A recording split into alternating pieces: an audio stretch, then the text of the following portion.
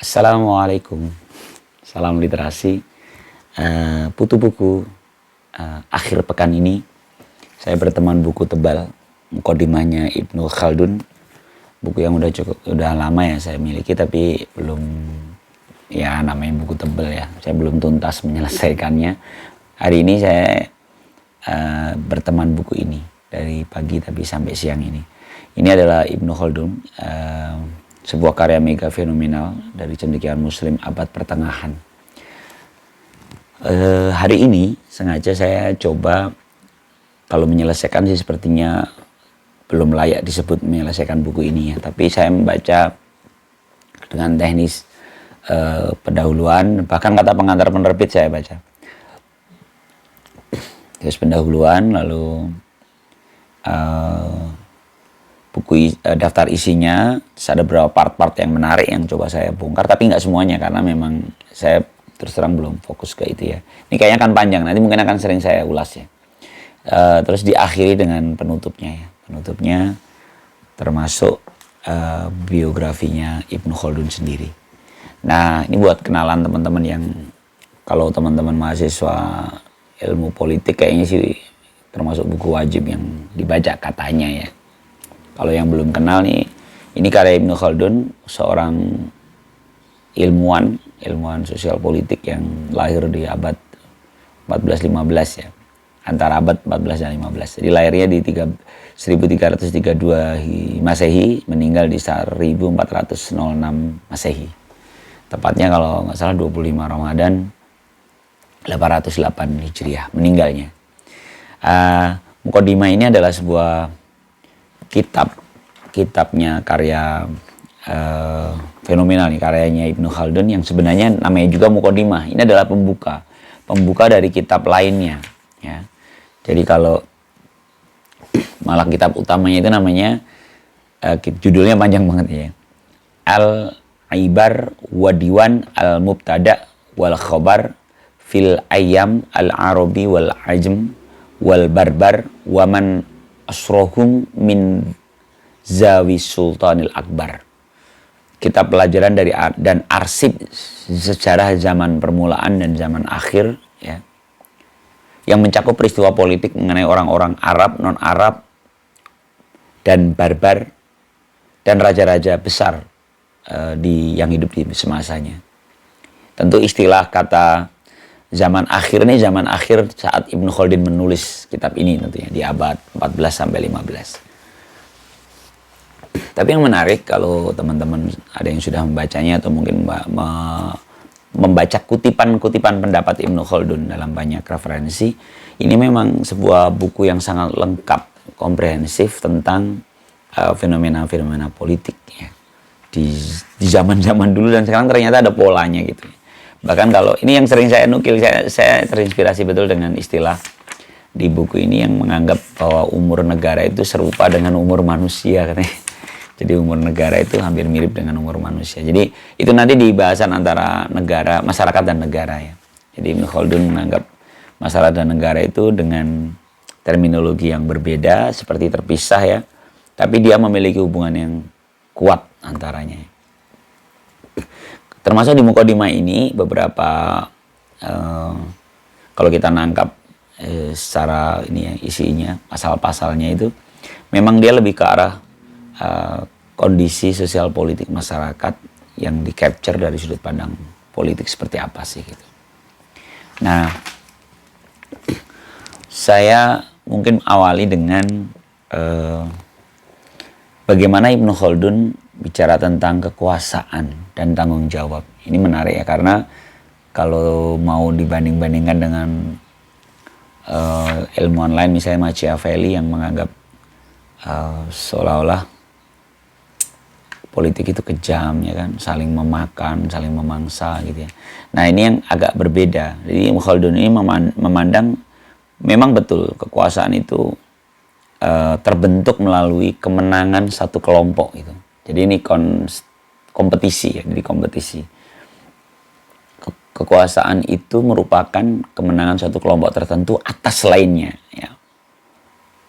Kekuasaan itu secara materi maupun maknawi ya, material maupun spiritual, visible maupun invisible, sehingga untuk mendapatkannya seringkali melalui kompetisi-kompetisi yang menggemparkan. Dan sedikit orang yang mau menyerahkannya. Sedikit orang yang mau menyerahkannya. Kalau udah punya kekuasaan, nyerahin itu nggak banyak yang mau melakukan itu. Karena sebagaimana dijelaskan di atas, proses awal kekuasaan itu ya kelompok atau partai politik lah kalau di era sekarang ya, acap kali menjadi proteksi ya, dia menutup atau membela klaim segala unsur-unsur dari kekuasaan itu. Nah, kekuatan dalam kekuasaan itu nanti akhirnya banyak aspek yang terlibat, mau sosial, politik, bahkan agama di situ. Nah, namun ini yang digarisbawahi oleh Ibnu Khaldun adalah ujung-ujungnya kekuasaan itu mestinya harus diformulasikan dengan kemanusiaan sebagai fitrah manusia. Jadi fitrah kita itu ya menjunjung tinggi nilai kemanusiaan, sehingga kekuasaan itu mestinya dalam rangka itu ya. Yang itu melahirkan, ini baru ada, makanya tadi kan judulnya kekuasaan dan tanggung jawab. Jadi dalam pandangan Ibnu Khaldun yang disebut kekuasaan itu dia kewenangan yang dia dapatkan dari kemenangan satu kelompok atas kelompok lain gitu kan. Namun dia melahirkan tanggung jawab untuk kemaslahatan itu apa ya, perbaikan gitu. Soluha yasluhu, perbaikan, kemaslahatan semuanya ya. Dia harus membantu yang lemah, merangkul semua pihak, menjunjung tinggi hukum, mendengar pendapat, aspirasi ya. Mengentaskan mustad'afin, orang-orang yang lemah, berprasangka baik dengan pemeluk agama lain ya, menghindari tindakan makar dan lainnya. Itu cerminan etika dalam berpolitik untuk tujuan akhir kekuasaan tadi itu. Nah, ini yang ditawarkan Ibnu Khaldun, konsep ini yang ditawarkan yang menjadi benang merahnya. Jadi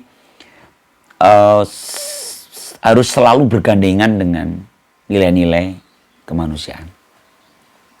Ini jadi kayak emang bisa gitu ya. Tapi emang harusnya begitu, karena nanti awalnya kita ke mana berpolitik itu tentu dengan semangat itu. Yang kalau kata ada ulama lainnya, nggak apa-apa lah kita nukil. Nanti kalau buat teman-teman mau googling aja lah. Ada satu ulama lain yang bagus sih menurut saya, dia yang menambah pengertian apa namanya, politik itu sebagai industri pemikiran. Nah, siapa itu ya? Aku lupa nih.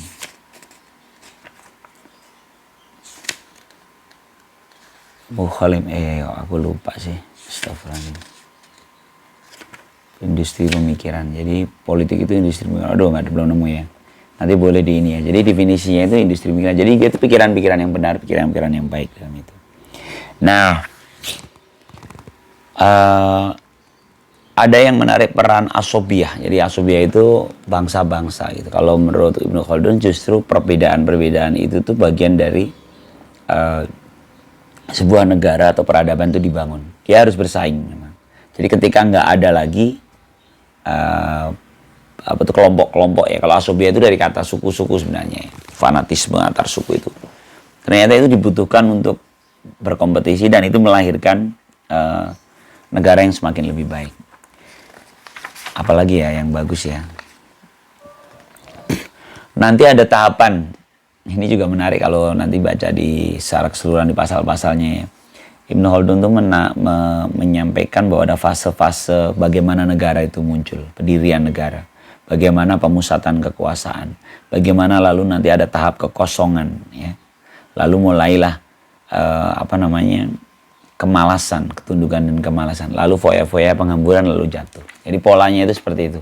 Jadi negara itu kalau ketika udah nyaman kan otomatis jadi ada nanti disampaikan tuh di beberapa pasal itu bahwa kekuasaan itu akan cenderung membuat kita hura-hura.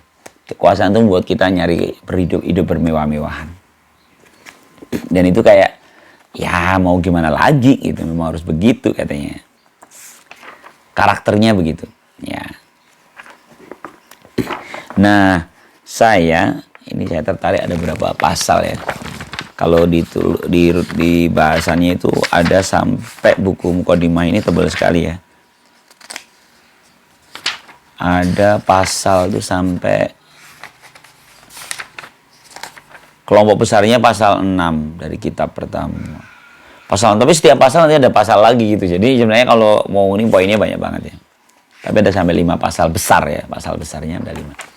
Ada 6. Terus aku mau cerita yang ini nih. Nah, ada satu bab yang menarik judulnya itu pasal 20. Nggak apa-apa lah kita comot-comot ya. Nanti buat teman-teman teman ngopi siang aja di akhir pekan. Pasal 20 itu dia cerita di antara tanda-tanda kekuasaan adalah terjadinya kompetisi rivalitas yang dalam kepribadian baik dan begitu pula sebaliknya. Jadi tanda-tanda kekuasaan itu lahir justru dari kompetisi yang tadi disampaikan ya. Kompetisi tapi dalam hal apa? Ya, dalam hal karakter kebaikan. Jadi sebenarnya kalau ini bayangan di lapangannya ya. Jadi teman-teman kalau kita lihat ke kepemimpinan tradisional ya, yang tidak formal gitu ya. Tidak formal itu kan misalnya contoh anak-anak nongkrongan yang disebut pemimpin itu yang tiba-tiba dia diminta mengambil keputusan, itu pasti orang yang memang berkumpulnya karakter kebaikan di antara yang paling baik di antara mereka, kan gitu kan. Yang memiliki karakter-karakter positif yang lebih banyak gitu. Bahkan geng motor sekalipun, orang yang paling berani, orang yang paling cerdas, orang yang berani cepat mengambil keputusan, pasti dia akan secara alami gitu. Dan seperti itulah karakter kekuasaan. Jadi dia berkumpulnya karakter-karakter kebaikan ya. Jadi sebenarnya politik secara umum itu sudah oke, sudah baik gitu. Dan nanti tapi kan pertanyaannya nanti, kalau kita cuma ngumpul gitu, emang pasti yang muncul itu orang-orang yang baik saja gitu. Bagaimana kalau yang muncul ternyata orang-orang yang membuat kita memburuk gitu kondisinya. Nah itu juga ada ternyata di firman Allah ya, dalam surat Al-Isra ya. Al-Isra ayat 16 disampaikan, wa idza aradna an nuhlika qaryatan. Jadi ketika kami ingin menghancurkan satu bangsa, amarna mutrofiha fafasaku fiha fahaqqa 'alaihal qawlu fadammarnaha tadmira. Jadi ternyata memang sudah begitulah cara peradaban digulirkan, bahwa ketika kami di sini adalah Allah ya, Allah mau membinasakan satu negeri, maka akan diperintahkan orang-orang yang hidup di negeri itu, orang-orang yang hidup mewah di negeri itu yang mengambil, untuk menaati Allah gitu. Jadi orang-orang yang hidup mewah itu, yang berkuasa, tetapi mereka melakukan kedurhakaan di negeri itu, maka sudah sepantasnya berlaku terhadapnya ketentuan kami. Kami hancurkan mereka sehancur-hancurnya. Jadi memang polanya begitu. Kalau kita itu sudah bener kan, akhirnya kita berkompetisi untuk mendapatkan dengan karakter-karakter yang baik. Karakter yang baik kan nanti di buku Muqaddimah ini disampaikan kecenderungan orang untuk hidup makmur, kecenderungan orang untuk hidup sejahtera. Itu kan fitrah ya. Tapi kan nanti ketika dia memimpin kekuasaan, nanti terus membangun bagaimana orang lain hidup lebih sejahtera, terus gitu kan. Kan jadi positif nih. Tapi ketika sudah di titik tertentu, akhirnya orang-orang yang memimpin yang di atas itu terus hidup bermewah-mewahan untuk menikmati kesejahteraan yang telah mereka dapatkan. Ternyata di saat itulah justru Allah akan menghancurkan bangsa itu. Ini jadi menarik ya, pola siklusnya, siklus kekuasaan itu. Dan jika Allah sudah berkehendak, maka tidak ada satupun yang bisa menghalanginya itu. Makanya nanti kita lihat kalau di kondisi real kita seperti apa dan di posisi mana, dan apa yang bisa kita lakukan gitu ya. Ini ada lagi, saya lompat ke halaman yang lain ya, di 701 nih, halaman 701 ini ada satu pasal bercerita kesenangan dan pendapatan atau kemudahan usaha lebih banyak dinikmati orang yang tunduk dan dapat menarik simpati. bahwa perilaku ini merupakan salah satu faktor yang membuat orang lain senang. Maaf, ini terjemahan ya, jadi kalimatnya sedikit tapi kayaknya paham teman-teman ya. Jadi kesenangan, pendapatan, atau kemudahan usaha lebih banyak dinikmati orang yang tunduk dan menarik simpati, bahwa perilaku ini merupakan salah satu faktor orang lain senang. Ya seperti itulah cara kita berhubungan antara satu dan lainnya. Jadi apa yang membuat kita suka, membuat kita nyaman, ya kita ke situ. Jadi arahnya itu, ini kalau ayatnya menarik nih. Ayatnya bisa menjadi membaca ke kondisi yang sekarang terjadi. Jadi firman Allah dalam surat Az-Zukhruf itu disampaikan bahwa rafa'na ba'duhum fawqa ba'din darajatin litattakhidha ba'duhum ba'dha sukhriyan wa rahmatu rabbika khairum mimma yajma'un. Dan kami telah meninggikan sebagian dari mereka dengan sebagian yang lain beberapa derajat agar sebagian mereka itu dapat mempergunakan sebagian yang lain. Dan rahmat Allah lebih baik dari apa yang mereka kumpulkan. Jadi memang sudah ada peringkat-peringkatnya dan mereka kan saling memanfaatkan. Nah ini kan kalau kita lihat, kalau ayat ini dibaca secara dingin gitu, tidak dalam konteksnya, bisa jadi memang akhirnya ada orang yang dia jauh lebih hebat dari kita dan akhirnya memimpin kita dan menguasai sebagian dari yang lain. Nah kalau mereka itu berniat buruk, ya maka keburukanlah yang mereka mengambil dengan niat buruknya, mengambil kepentingan orang lain. Nah ini jadi ingat obrolan dalam satu waktu saya dengan beberapa teman ketika di dunia komunitas sastra.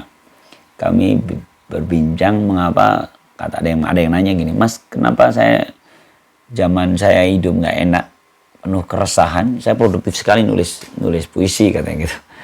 Apa saya harus memelihara keresahannya gitu? Sementara ketika saya nyaman, saya jadi nggak nulis lagi gitu.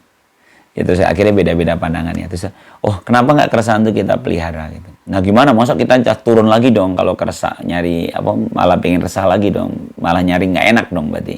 Kita seperti mencari belati yang terhunus untuk terluka gitu, agar bisa nulis puisi kan. Seolah-olah begitu. Tapi ternyata enggak juga gitu. Caranya gimana? Ini sebenarnya fitrah manusia ini. Caranya adalah ketika kita di dalam satu fase tertentu, kita akan memperluas skalanya kan, untuk bertemu dengan zona tidak nyaman lainnya, dan akhirnya kita resah lagi gitu. Jadi sebenarnya tanpa dunia puisi yang ingin terus berkarya pun, dalam kehidupan sehari-hari kita itu kayak para pencari gitu, para pencari kenyamanan gitu. Tapi ketika kita sudah mencapai titik nyaman itu, kita akan mencari skala yang lebih lebar lagi. Sehingga tadi terjawab ketika bicara aspek politik. Maka ada orang-orang yang mungkin dia skalanya emang skala memimpin lebih besar gitu. Karena dia sudah di titik yang pasti, di titik tertentu dia sudah selesai di situ. Maka dia nyari yang lebih lebar lagi. Sepertinya seperti itu ya. Dan nanti memang sudah sunatullah bahwa ada beberapa dari kelompok manusia itu yang diberikan kelebihan dari kelompok yang lain. Nah, yang menarik dalam tadi yang di pasal mana tadi ya, tentang yang tadi ketika kita berkompetisi itu ternyata ada karakter-karakter baik yang harus dijaga.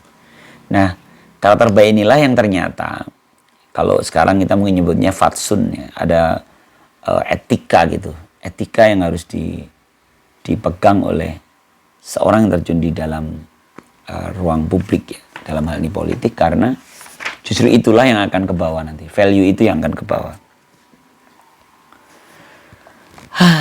Oke ya, saya tidak bisa menceritakan semuanya karena ini buku sangat tebal dan banyak sekali pasal dan lebar rentangnya. Saya akan akhiri buku saat ini. Tadi kamu sudah cerita berapa pasal. Saya justru mensoroti karena saya suka sastra ya. Ibnu Khaldun ini ternyata di beberapa pasal terakhir itu justru menyampaikan tentang bahasa ya, syair dan prosa dan puisi, kreativitas dalam ranah lafaz. Ya, ada beberapa tulisan beliau di akhir-akhir pasal itu, justru di akhir buku ini ya, beberapa pasal itu cerita tentang sastra. Ada satu kritik dia tentang penulisan prosa dan puisi adalah kreativitas dalam ranah lafaz, bukan ranah makna. Jadi dia apa bahasanya? Balaghati, tapi bukan ma'ani gitu ya. Dan beberapa penjelasan yang saya jadi ingat Sumpah Pemuda. Jadi mengapa bangsa kita lahir awal dari Sumpah Pemuda? Sumpah Pemuda itu tiga hal yang disampaikan di Sumpah Pemuda. Bangsa satu, bangsa Indonesia. Tanah air satu, tanah air Indonesia. Dan menjunjung tinggi bahasa persatuan, bahasa Indonesia. Jadi selain manusianya, yaitu Indonesia, bangsa Indonesia, juga tanah airnya itu adalah namanya tanah air Indonesia, butuh bahasa. Dan ternyata memang ini variabel yang penting sekali dalam bernegara, masyarakat dan negara itu adalah bahasa. Oleh Ibnu Khaldun tentu dari sudut pandang bahasa Arab gitu. Bagaimana mengapa bahasa Arab? Kan ini di bukunya tadi kan judulnya di Al-Ibar tadi ya. Yang buku lanjutan Al-Muqaddimah tadi kan Al-Ibar itu cerita tentang bahkan yang bangsa Arab maupun Al-Ajam. Al-Ajam itu bangsa non-Arab. Jadi mengapa bahasa itu menjadi penting dalam proses komunikasi maupun proses menjalankan aktivitas-aktivitas politik. Baiklah, mungkin ini semacam obrolan ya mukodimahnya. Saya menceritakan tentang beberapa hal yang saya baca hari ini. Saya sudah sampaikan tadi awalnya teknisnya, siang ini saya membaca ini dengan sangat sampling aja gitu ya, dari daftar isi, pendahuluan full ya, terus daftar isi, terus beberapa bab yang suka saya baca. Dan terakhir, di akhirnya tentang biografi beliau. Mungkin itu ya, udah 21 menit. Obrolan tentang Muqaddimah di buku akhir pekan ini. Salam literasi, assalamualaikum warahmatullahi wabarakatuh.